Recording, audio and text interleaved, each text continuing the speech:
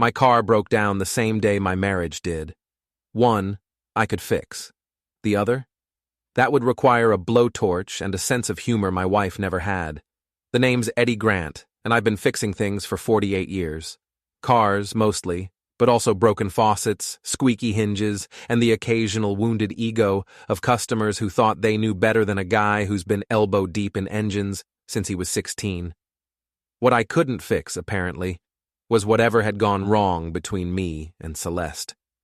My shop sits on the edge of downtown Austin, wedged between a taco truck and a place that sells crystals to people who think rocks can cure their problems. The neon sign flickers. Eddie's Auto Repair, casting an orange glow over the oil-stained concrete. It's not much, but it's mine. Unlike the house I share with my wife, which feels more like a museum where I'm not allowed to touch anything. That Tuesday started like any other. Coffee from the machine that sounds like it's gargling gravel, classic rock from the radio that's older than some of my customers, and the familiar smell of motor oil and possibility. Mia, my receptionist, was already at her desk, sorting through invoices with the efficiency of someone who actually gives a damn about the business. "Morning, boss," she said without looking up. Mia's 26, sharp as a tack, and has this way of seeing through people's nonsense that I wish I'd inherited. "Mrs. Patterson's Honda is ready, and that guy with the Mustang called 3 times asking if his car is done. I told him patience isn't sold at AutoZone."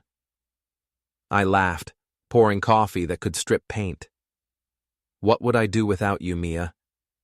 "Probably drown in paperwork and customer complaints." She wasn't wrong. Mia had been with me for 3 years, ever since she graduated from community college with a business degree, and decided she'd rather work for someone who treated her like family than climb some corporate ladder. Smart kid. The morning crawled by with the usual parade of customers: soccer moms with check engine lights, college kids with cars held together by prayer and duct tape, and old-timers who wanted to tell me stories about the good old days when cars were cars and men were men. I listened to them all, because that's part of the job. People don't just want their cars fixed, they want someone to hear their problems. Around noon, my truck decided it had heard enough problems for one day. The engine made a sound like a wounded whale, shuddered twice, and gave up. I popped the hood and stared at the mess of metal and hoses that had betrayed me. "Alternator," I muttered, wiping my hands on a rag that had seen better decades. "Need a ride?" Mia asked, appearing at my shoulder. "Nah, I'll take Celeste's car. She's at the gym until 3 anyway." Celeste's Lexus sat in the parking lot like a silver monument to everything I wasn't, polished, expensive, and completely out of place next to my humble shop. She'd driven it here that morning for an oil change, one of the few services she trusted me to perform on her precious vehicle. Everything else went to the dealership, where they charged 3 times what I would and treated her like royalty. The gym where Celeste spent most of her free time was one of those upscale places with more mirrors than a funhouse and equipment that looked like it belonged in a spaceship. Chrome Fit, it was called, and it catered to people who had more money than sense and more time than responsibilities. I'd been there exactly twice, once when she signed up, and once for some charity event she'd dragged me to. The parking lot was full of cars that cost more than most people's houses. I pulled into a spot between a BMW and a Tesla, feeling like a fraud in my wife's luxury sedan.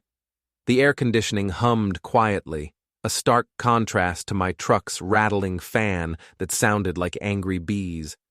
I was about to go inside when Toby, the security guard, tapped on my window. He was a good kid, maybe 22, with the kind of eager smile that hadn't been beaten down by life yet. "Mr. Grant," he said as I rolled down the window. "Your wife left her gym bag in the locker room. I was just bringing it out to her car." He handed me a designer bag that probably cost more than I made in a week. "Thanks, Toby. I'll make sure she gets it." "No problem. Her husband already came by earlier looking for it, but I told him I'd take care of it." The words hit me like a wrench to the gut. Her husband? Yeah, some guy, tall, muscular, said he was picking up Celeste's bag. Toby's smile faltered as he saw my expression. Wait, you're her husband, right? Before we dive deeper into this story, I have one small request. Please subscribe, drop a like, comment, and hit that hype button to boost this channel so more people can discover these incredible Reddit stories. I managed a smile that felt like broken glass. Right. Must have been someone else. Thanks for keeping an eye on things, Toby. I sat in that parking lot for 10 minutes, staring at the gym bag like it might explode. My hands shook slightly as I unzipped it, though I'm not sure what I expected to find. Her usual stuff was there: water bottle, towel, those expensive workout clothes she bought online. But tucked in the side pocket was something that made my stomach drop. A note written in handwriting I didn't recognize. Can't wait for tonight. Same place, same time. GG. I knew exactly who G was. Griffin Wade. 6'2" of manufactured charm and protein powder, with the kind of smile that made middle-aged women forget they were married.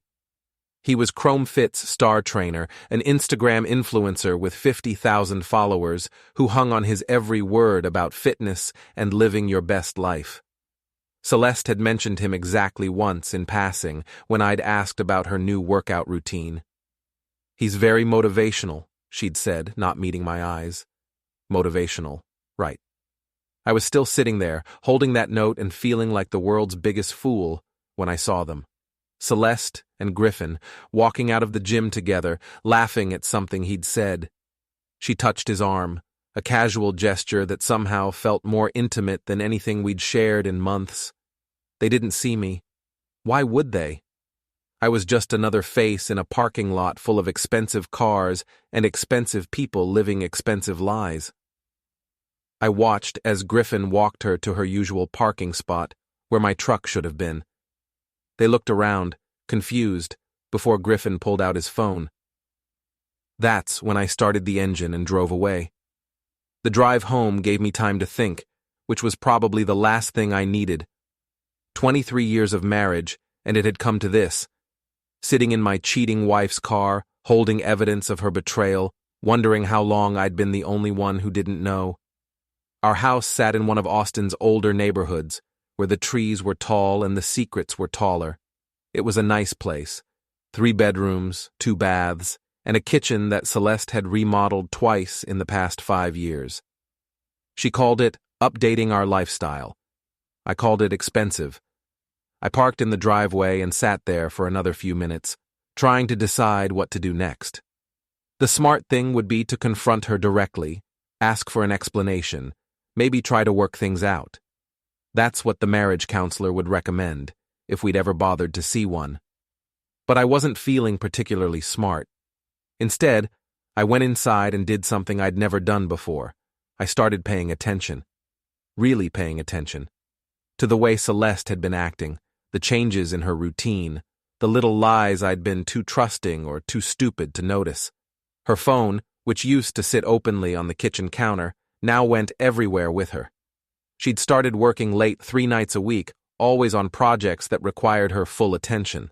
The gym membership that had gone from twice a week to daily sessions. New clothes, new perfume, new excuses. I opened her laptop. She'd never bothered to change the password from our anniversary date, which seemed ironic now. Her browser history told a story I wished I hadn't read. Searches for how to know if you're falling out of love and signs your marriage is over mixed with restaurant reviews for places we'd never been together. But it was the email that really got me. Not the one I was looking for. She was too smart to leave evidence of an affair lying around. It was an email to her sister sent 3 weeks ago. Eddie's a good man, but he's not the man I married. Or maybe I'm not the woman who married him. Either way, something has to change. I can't keep pretending I'm happy when I'm not. Griffin makes me feel alive again, like I matter. I know it's wrong, but I can't help how I feel. Griffin makes me feel alive again. I closed the laptop and walked to the kitchen, where I poured myself a drink I probably didn't need, but definitely deserved. The whiskey burned, but not as much as the truth. My wife was having an affair, and she was planning to leave me for a guy who made his living telling people how to do burpees. Most men, I figured, would either fall apart or explode. Some would hire a lawyer, others would hire a private investigator. A few might even hire someone less legal and more permanent. But I'm not most men. I fix things for a living, and I'm very good at my job. I pulled out my phone and started typing a text message to Celeste. Found your gym bag in the car. Left it on the kitchen counter. Also found something interesting in the side pocket. We should talk. Then I deleted it. Instead, I wrote, "Truck broke down, borrowed your car. Thanks. Hope you had a good workout." I hit send and waited. She texted back 20 minutes later. "No problem. Truck okay? Need me to call AAA?" Sweet. Concerned. The perfect wife. Worried about her husband's broken-down truck while planning her escape with her personal trainer. I texted back, "I'll handle it. See you tonight." But I wasn't planning to handle my truck. I was planning to handle something much more complicated and much more satisfying. See, the thing about being underestimated is that people don't see you coming. They think you're just some grease monkey who fixes cars and minds his own business. They don't realize that someone who can rebuild an engine from scratch might have other skills, other talents, other ways of solving problems. Celeste was about to learn that lesson the hard way. The next morning, I did something I hadn't done in 15 years. I called in sick. Mia's voice carried genuine concern when I told her I was under the weather, which made me feel guilty for about 30 seconds. Then I remembered the note in Celeste's gym bag, and the guilt evaporated like steam from an overheated radiator. "You sure you're okay, boss? You never get sick." "Just need a day to sort some things out," I said, which was true enough. "Can you handle things?" "Can I handle things?" Mia laughed. "Eddie, I could run this place with my eyes closed. Take care of yourself." If only she knew what taking care of myself was about to involve. Celeste had already left for work, some crisis at the tech startup where she worked as head of public relations. She'd been with Innovate Solutions for 3 years, ever since the company moved to Austin and started throwing money at anyone with experience in damage control. Celeste was good at her job, I had to admit. She could spin a story better than anyone I knew. Too bad she couldn't spin her way out of this one. I spent the morning doing research, something I'd gotten good at over the years. When you run a small business, you learn to investigate everything: suppliers, competitors, customers who might stiff you on payment. The internet makes it easy if you know where to look. Griffin Wade's Instagram account was a monument to narcissism. Shirtless photos, motivational quotes over sunset backgrounds, videos of him lifting weights while spouting philosophy about living authentically. His bio claimed he was a life transformation specialist and wellness entrepreneur.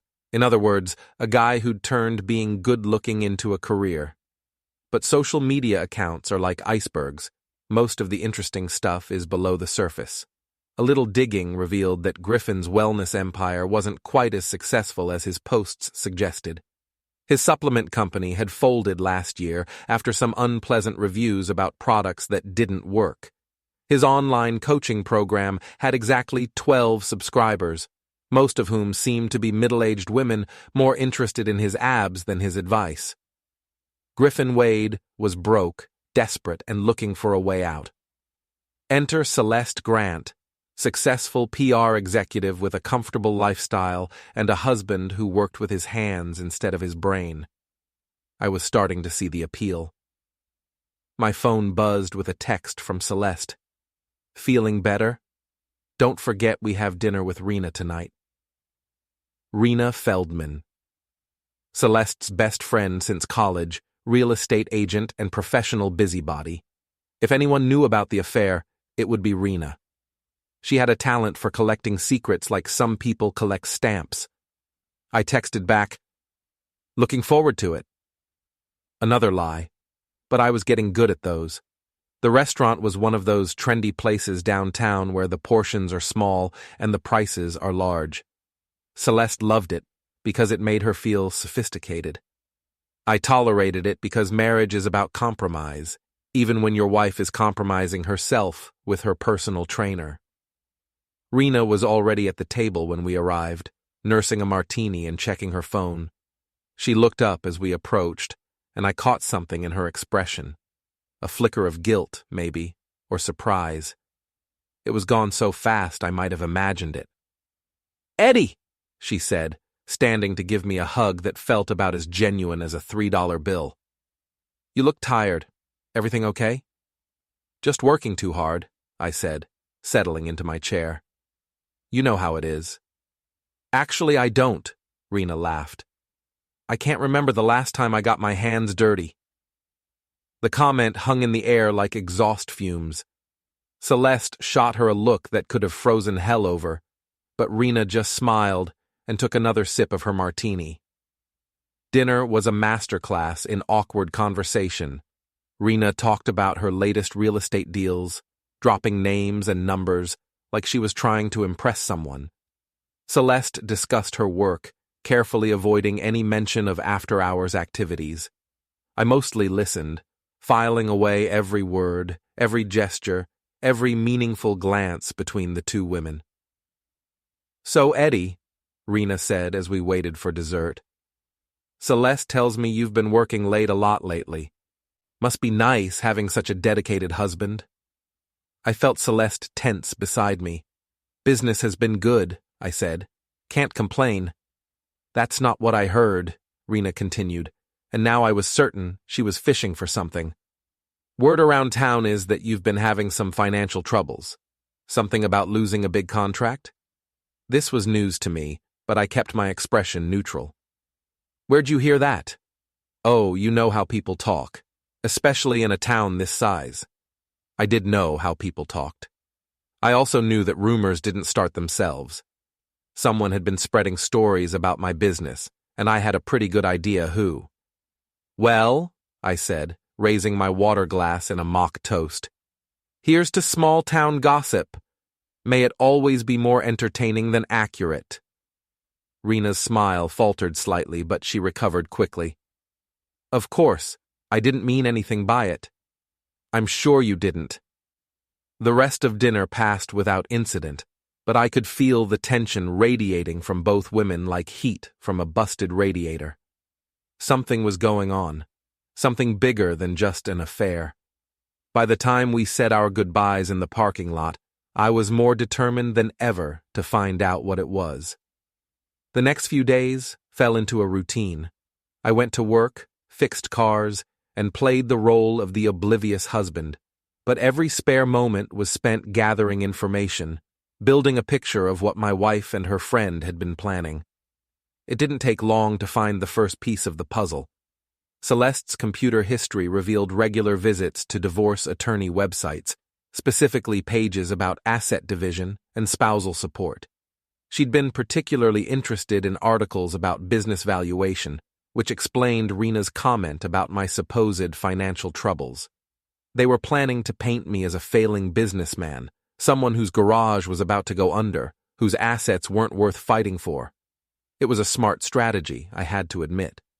If I looked like I was broke, Celeste could walk away with the house, the savings, and her conscience intact. Too bad for them that I kept better records than they thought. The second piece came from an unexpected source. Mr. Pruitt, my 70-year-old neighbor, knocked on my door Saturday morning with a cup of coffee and a concerned expression. "Eddie, I hope you don't mind me saying, but I've been noticing some strange activity around your place."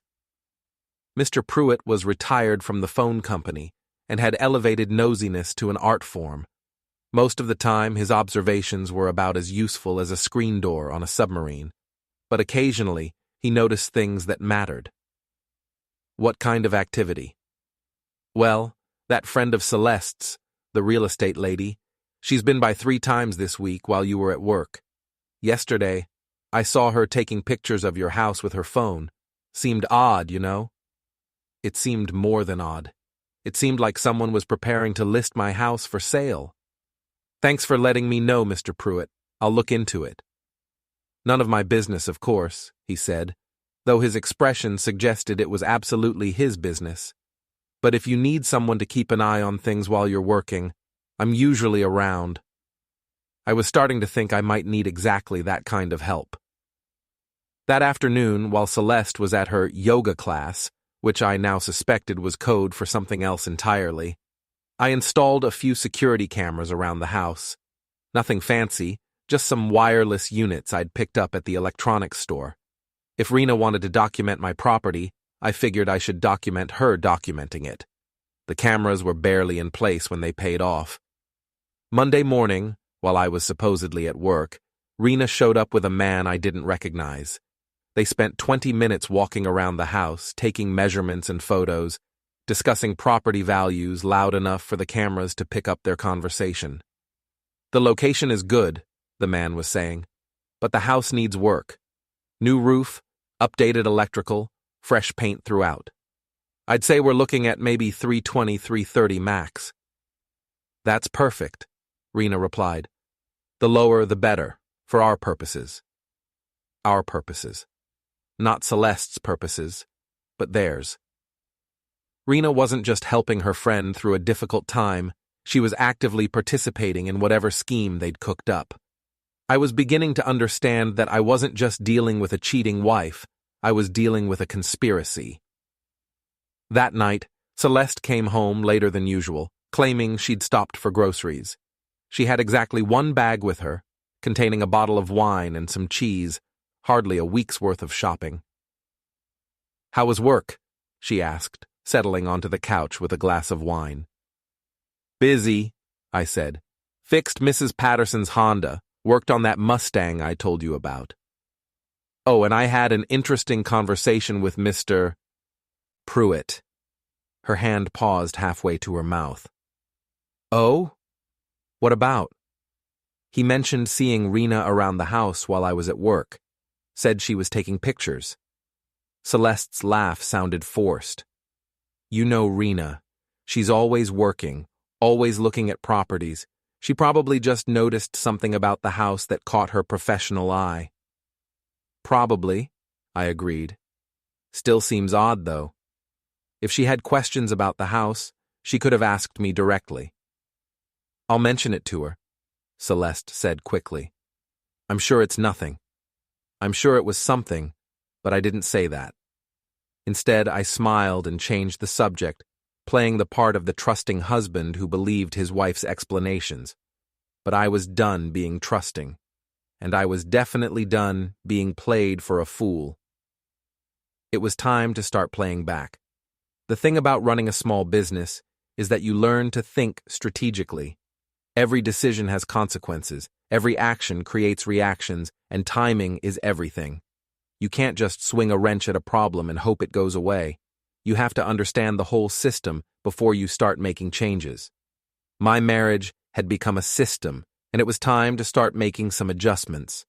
I began with something simple: information warfare. If Celeste and Rina wanted to spread rumors about my business failing, I figured I should give them something to really talk about. Wednesday morning, I called Jake Morrison, who owned the biggest auto dealership in town. Jake and I had a complicated history. We'd been friends in high school, competitors in business, and occasional allies when it suited us both. "Eddie Grant?" Jake's voice boomed through the phone. "To what do I owe the pleasure?" "Need a favor, Jake. And before you ask, yes, there's something in it for you." "I'm listening." "I want you to spread the word that you're thinking about buying my shop. Make it sound like I'm in financial trouble, need to sell quick, that kind of thing." Jake was quiet for a moment. "You in some kind of trouble, Eddie?" "The opposite, actually. But I need people to think I am, at least for a while. Can you do it?" "Hell, I can do better than that. I'll put together a lowball offer, make it official, give you something to wave around if you need it." "Perfect. I owe you one. You owe me 3. But who's counting?" By Thursday afternoon, half the town was talking about poor Eddie Grant, who'd worked so hard to build his business only to watch it crumble. The story grew with each telling, as stories do. By Friday, I was supposedly desperate, behind on payments, and ready to sell to the first person who made an offer. Celeste heard about it from 3 different sources before she even got home from work. Eddie, she said, finding me in the garage where I was rebuilding a transmission. Is there something you need to tell me? I looked up from my work, wiping my hands on a rag. About what? About the business. About Jake Morrison making an offer to buy you out. I sighed, playing the part of a man trying to hide his failures. Where'd you hear that? Does it matter? Is it true? Jake made an offer, I admitted. Not a very good one. How not good? I named a figure that was about half what the shop was actually worth. Celeste's eyes widened. Whether from shock or excitement, I couldn't tell. Eddie, why didn't you tell me things were this bad? Because I didn't want to worry you. I thought I could turn things around. She sat down on an overturned crate, looking genuinely concerned. For a moment, I almost felt guilty about the deception. Almost. What are you going to do? She asked. I don't know. Maybe Jake's right. Maybe it's time to get out while I still can. That weekend, Celeste was busier than a one-legged cat in a sandbox. She had 3 separate phone conversations that she took in the other room, 2 mysterious errands that required her to leave the house, and 1 very long lunch with Rina that lasted 4 hours. Meanwhile, I was busy too. The security cameras I'd installed were paying dividends, and what they showed me was both infuriating and enlightening. Saturday afternoon, while Celeste was at her marathon lunch, Griffin Wade showed up at my house. He used the spare key hidden under the fake rock by the front door, a key that only family was supposed to know about. He spent an hour inside, and when he left, he was carrying a small bag. Sunday morning, I checked what was missing. Some of Celeste's jewelry, a few family photos, and, most interesting of all, the folder where we kept our important documents. Birth certificates, marriage license, insurance policies, and the deed to the house. They weren't just planning to leave me. They were planning to disappear, and they wanted to make sure they had everything they needed to start fresh somewhere else. But they'd made one crucial mistake. They'd underestimated the guy who spent his days fixing things that other people had broken. Monday morning, I paid a visit to Tom Bradley, the best private investigator in Austin. Tom was an ex-cop who'd gone private after a disagreement with the department about proper procedure. He had a reputation for being thorough, discreet, and expensive. I need everything you can find on Griffin Wade, I told him, sliding a check across his desk. Financial records, background, criminal history if he has one. Also, I need surveillance on my wife and her friend Rina Feldman. Tom looked at the check and raised an eyebrow. This is more than my usual retainer. I want fast results and complete discretion. The extra is for both. What am I looking for specifically? Evidence of adultery, financial fraud, and anything else that might be useful in a divorce proceeding. Tom nodded, making notes. How long do you think we have? Not long. I think they're planning to make their move soon. I was right about that. Tuesday evening, Celeste sat me down for what she called a serious conversation about our future. Eddie, I've been thinking about what you said about the business, about maybe selling to Jake Morrison. Yeah? Maybe it's not such a bad thing. Maybe it's an opportunity for us to make a fresh start. What kind of fresh start? She took a deep breath, like she was preparing to jump off a cliff. I've been offered a job, a really good job with a company in Denver, head of communications for a major tech firm. The salary is almost double what I'm making now. Denver's a long way from Austin. I know, but Eddie, this could be the chance we've been waiting for. You could sell the shop, we could use the money to start over somewhere new. Maybe you could open a bigger place in Denver or try something completely different. It was a good pitch, I had to admit. She'd probably practiced it in front of a mirror. The concerned wife, worried about her husband's failing business, offering a solution that would benefit them both. If I hadn't known about Griffin, about the conspiracy with Rina, about the documents that had been stolen from my house, I might have even believed her. When would this job start? I asked. Soon. They want an answer by the end of the week. That's pretty fast. I know, but opportunities like this don't come along often. What do you think? I pretended to consider it, letting the silence stretch between us. I think, I said finally, that you should do whatever makes you happy. Her smile was radiant, and for just a moment, she looked like the woman I'd married 23 years ago. Really? You'd be okay with moving to Denver? If that's what you want. What I didn't tell her was that I knew there was no job in Denver. Tom Bradley had already confirmed that. What there was, however, was a Griffin Wade who'd been researching Colorado real estate and looking into personal training certification programs in the Denver area. They were planning to run away together, using my money to finance their new life. It was a solid plan, with just one small flaw. I wasn't going to let it happen. Wednesday morning, I implemented Phase 2 of my counterattack. I called my lawyer, my accountant, and my banker, and by noon, I'd moved our joint savings into an account that only I could access. I also discovered something interesting. Celeste had already tried to access our home equity line of credit, but the bank had flagged the transaction because it required both signatures. She'd tried to forge mine. That afternoon, Tom Bradley called with his preliminary report. Griffin Wade had a criminal record. Nothing major, just some bad checks and a DUI from 5 years ago. More importantly, he was in debt up to his perfectly sculpted eyebrows. Credit cards, student loans, and a judgment from a former business partner who claimed Griffin had stolen money from their joint venture. Rina Feldman was more interesting. She'd been investigated by the State Real Estate Commission twice for ethics violations, though nothing had ever been proven. She also had a history with me that I'd forgotten about until Tom reminded me. 8 years ago, you fired her from a part-time bookkeeping job at your shop, Tom said. According to the unemployment claim she filed, she said you discriminated against her because she was a woman. I remembered now. Rina had worked for me for exactly 6 weeks, during which time she'd managed to mess up my filing system, alienate 2 customers, and somehow lose $300 from the petty cash drawer. When I let her go, she'd threatened to sue me for wrongful termination. She never followed through with the lawsuit, Tom continued. But she did spread some nasty rumors about you around town. Cost you at least 2 customers that I can verify.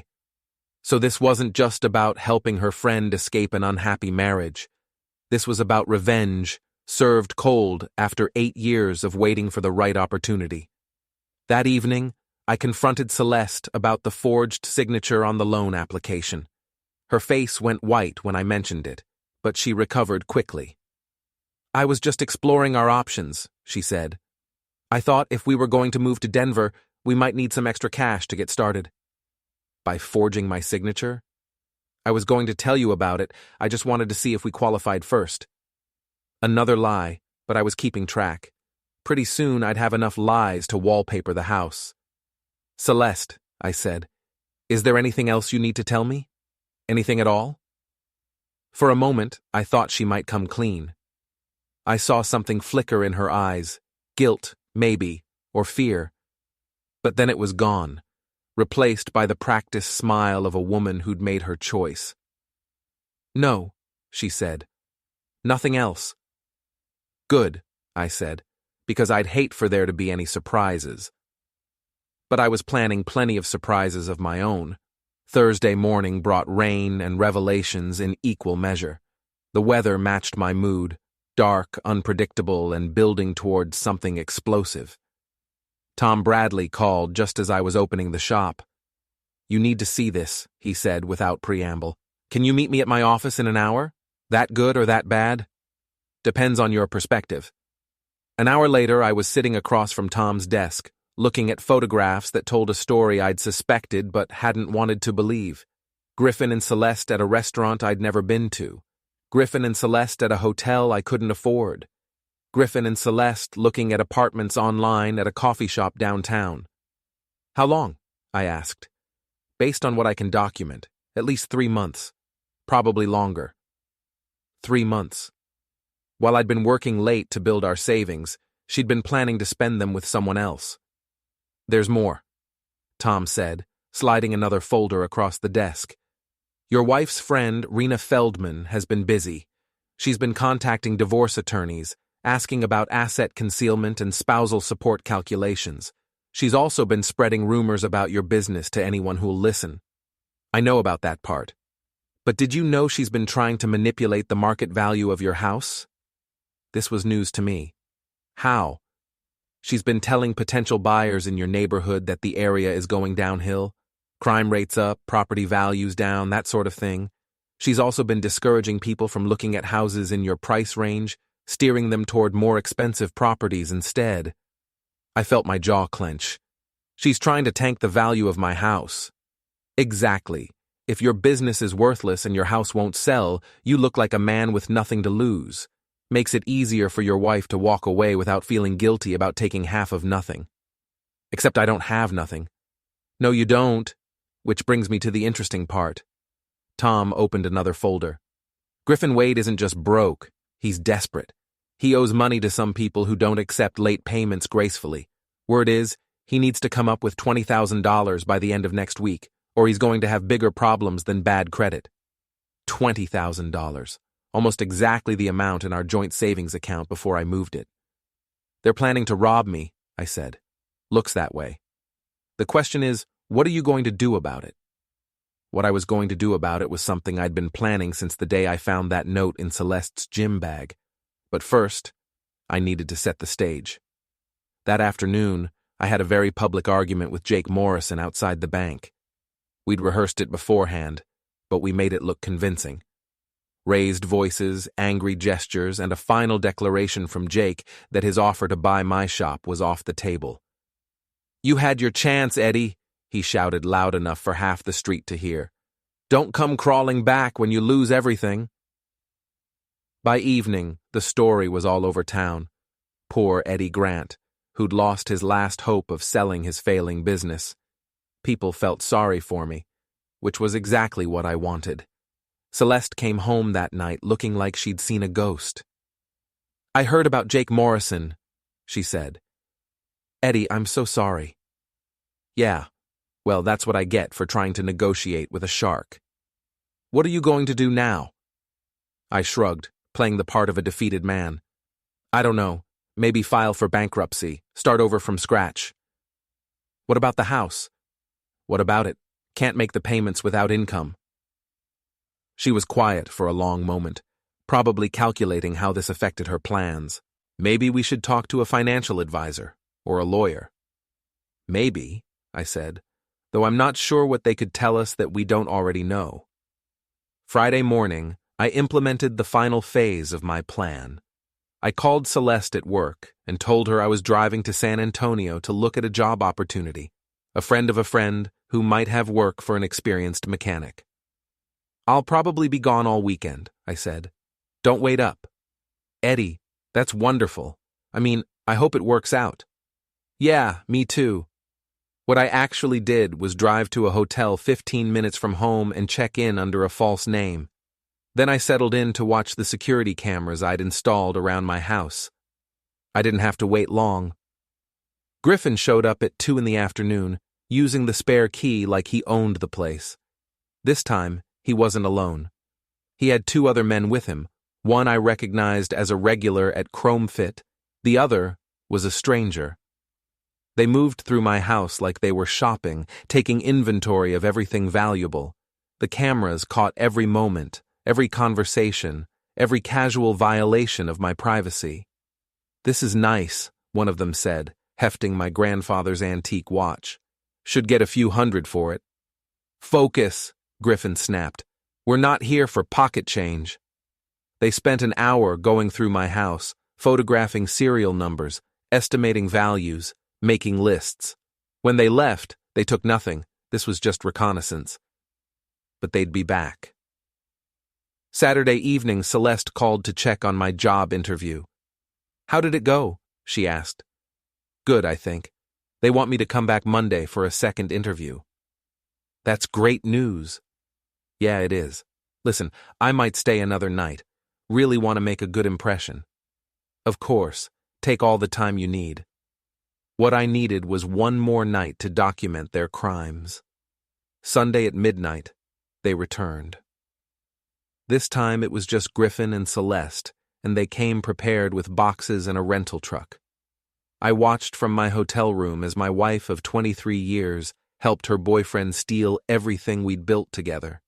They took the electronics, the jewelry, the cash I'd hidden in the bedroom safe, everything portable and valuable. They also took documents, photographs, and personal items that had no monetary value but plenty of sentimental worth. The cameras caught it all. Every theft, every casual comment about how easy it was, every moment of intimacy between two people who thought they were smarter than the man they were robbing. But the most damning moment came at the end, when they were loading the last box into the truck. "What about Eddie?" Celeste asked. "What about him?" Griffin replied. "By the time he figures out what happened, we'll be long gone." "I almost feel bad for him." Griffin laughed. "Don't. The guy's a loser. Always has been. You're just finally smart enough to see it. Still 23 years. 23 years of settling for less than you deserve. This is your chance to have the life you should have had all along." Celeste smiled, and in that smile I saw the end of everything I'd thought I knew about the woman I'd married. "You're right," she said. "Eddie's a good man, but he's not the right man. Not for me." They drove away at 3 a.m, taking my possessions and my illusions with them. But they'd left something behind. Evidence. Hours of high-definition video showing them committing multiple felonies, breaking and entering, theft, conspiracy, enough to put them both away for years. I checked out of the hotel Monday morning and drove home to my empty house. Everything of value was gone, but I wasn't angry. I was something much more dangerous. I was ready. Celeste called that afternoon, her voice full of fake concern. "Eddie, something terrible has happened. Someone broke into the house while we were both away. They took everything." "What?" I said, injecting just the right amount of shock into my voice. "When?" "I don't know. I just got home and found the front door open. The place is trashed." "I'll be right there." But I wasn't hurrying. I had one more call to make first. "Tom," I said when the private investigator answered, "it's time to spring the trap." "You got everything?" "Everything and more. They're about to learn what happens when you underestimate a mechanic." Because the thing about being a mechanic is that you understand how systems work. You know that every action has a reaction, every cause has an effect, and every mistake has consequences. Celeste and Griffin were about to discover that they'd made a very big mistake, and the consequences were going to be spectacular. I arrived home to find Celeste standing in our empty living room, tears streaming down her face. If I hadn't known better, I might have believed her performance. She'd always been good at playing roles, the devoted wife, the concerned partner, the victim of circumstances beyond her control. But I did know better, and her tears looked as fake as a $3 bill. "Oh, Eddie," she sobbed, throwing herself into my arms. "I can't believe this happened. They took everything." I held her, feeling nothing but disgust. "Did you call the police?" "Not yet. I wanted to wait for you. I was so scared." "It's okay," I said, patting her back like she was a child afraid of monsters under the bed. "We'll figure this out." What we were going to figure out was how to explain 23 years of marriage ending with handcuffs and a perp walk, but she didn't know that yet. I called the police, and Officer Martinez arrived within the hour. He was a good cop, thorough, professional, and completely unprepared for what I was about to show him. "Any idea who might have done this?" he asked, taking notes as we walked through the house. "I have some thoughts," I said. "But first, let me show you something." I led him to my home office, where I'd installed a computer monitor connected to the security system. Celeste followed, looking confused and increasingly nervous. "I installed these cameras last week," I explained to Officer Martinez. "Had a feeling something like this might happen." "You had a feeling?" Celeste asked. "Why didn't you tell me?" I looked at her with the expression of a man who'd finally put the pieces together. Because I wasn't sure who I could trust. Officer Martinez was already studying the monitor. "You got the break-in on video?" "Every second of it," I said, clicking play on the first file. What followed was the most uncomfortable 90 minutes of my life. We watched as Griffin and his friends cased the house on Friday, as Griffin and Celeste returned on Sunday night, as they systematically stole everything we owned while discussing their plans to disappear together. Celeste's performance was Oscar-worthy. Shock, denial, anger, and finally, a desperate attempt to explain the unexplainable. "Eddie, I can explain," she said, as the video showed her helping Griffin load our television into the truck. "Please do," Officer Martinez said, his hand resting on his handcuffs. But there was no explanation that would work, no story that could make sense of what we'd all just witnessed. Celeste had been caught red-handed, literally and figuratively, stealing from her own husband. "Ma'am," Officer Martinez said, "I'm going to need you to come with me." The arrest was almost anticlimactic. Celeste went quietly, still trying to maintain her innocence even as the evidence played on the screen behind her. She looked back at me as they led her to the patrol car, and I saw something in her eyes I'd never seen before. Fear. Griffin was arrested 2 hours later at the storage unit where they'd hidden my possessions. Tom Bradley had been watching him since Sunday night, documenting every move, every transaction, every attempt to sell what they'd stolen. Rina Feldman was the hardest to catch, but also the most satisfying.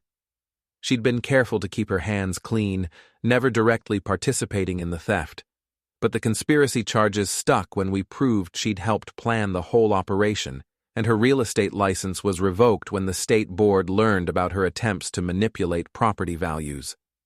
The local newspaper had a field day with the story. "Wife and lover steal husband's life" was the headline, accompanied by photos of all 3 conspirators in handcuffs. The article detailed their scheme, their affair, and their spectacular failure to account for a husband who was smarter than he looked. I became something of a local celebrity, the underdog who'd outmaneuvered his cheating wife and her accomplices. People stopped by the shop to shake my hand, to tell me they'd known something was wrong, to offer their support and admiration. "Always knew you were too good for her," Mrs. Patterson said when she picked up her Honda. "That woman had ideas above her station." "You handled it perfectly," said the owner of the hardware store. "Played them like a fiddle." The attention was flattering, but what I really enjoyed was the look on Jake Morrison's face when I told him the shop wasn't for sale after all. "You mean this whole thing was an act?" he asked. "Every bit of it. Thanks for playing along." "Eddie, you magnificent bastard. You had me convinced you were going under." That was the point. The legal proceedings took months, but the outcome was never in doubt. Griffin pled guilty to burglary and theft, receiving 3 years in prison and an order to pay restitution. Celeste fought the charges initially, but when her lawyer saw the video evidence, he advised her to take a plea deal. She got 2 years, suspended to 18 months with good behavior. Rina got the worst of it. Conspiracy charges, fraud charges related to her real estate shenanigans, and a civil lawsuit from me that would keep her busy for years to come. But the real satisfaction came from the divorce proceedings. With video evidence of adultery and theft, Celeste's claim to half our assets evaporated like morning dew. She walked away with nothing but legal bills and a criminal record. The house, the business, the savings account she'd tried to steal, all of it stayed with me. I was in my office one evening going through the books and enjoying the silence when Mia knocked on the door. "Boss, there's someone here to see you." It was Celeste, looking older and smaller than I remembered. Prison had not been kind to her, and the confident woman who'd planned to steal my life had been replaced by someone who looked like she'd lost a fight with reality. "Hello, Eddie." "Celeste." We stood there for a moment, 2 people who'd shared 23 years and now had nothing left to say to each other. "I wanted to apologize," she said finally. For which part? All of it. The affair, the stealing, the lies. I know it doesn't change anything, but I wanted you to know that I'm sorry. I studied her face, looking for signs of the woman I'd once loved. She was still there, buried under layers of regret and consequence, but she was a stranger now. Are you? I asked. Sorry, I mean, or are you just sorry you got caught? She flinched like I'd slapped her. I deserved that. You deserved a lot more than that. I know. She took a shaky breath. I know you'll probably never forgive me, but I need you to understand something. What I did wasn't about you. It was about me, about feeling trapped and desperate and stupid. And Griffin made you feel free. For a while, until I realized that freedom built on lies isn't freedom at all. I almost felt sorry for her. Almost. What do you want, Celeste? Nothing. I don't want anything from you. I just wanted to say goodbye properly, and to tell you that you were right to do what you did. I would have destroyed both of us if you'd let me. She turned to leave, then stopped at the door. For what it's worth, Eddie, you were always too good for me. I just wish I'd been smart enough to appreciate that when it mattered. And then she was gone, walking out of my life as quietly as she'd tried to sneak out of it months before. I watched her go, feeling nothing but relief. The woman I'd married was gone, had been gone for years probably. What remained was just the echo of something that had died long before I'd found that note in her gym bag. I locked up the shop and drove home to my empty house, which didn't feel empty anymore. It felt clean, quiet, mine. The next morning, I opened the shop as usual. Mia was already at her desk, sorting through invoices and humming along to the radio. The coffee was hot, the work was steady, and the world was full of things that could be fixed by someone who knew what he was doing. I poured myself a cup of coffee and looked around at the life I'd built, the business I'd saved, the future I'd reclaimed from people who'd tried to steal it. Sometimes being underestimated is the greatest advantage you can have. People see what they want to see, believe what they want to believe, and never suspect that the quiet guy in the corner might be planning their downfall. Celeste, Griffin, and Rina had learned that lesson the hard way. And me? I'd learned something too. I'd learned that revenge, when properly planned and perfectly executed, tastes better than the finest whiskey and lasts longer than the deepest love. I'd had the last laugh after all.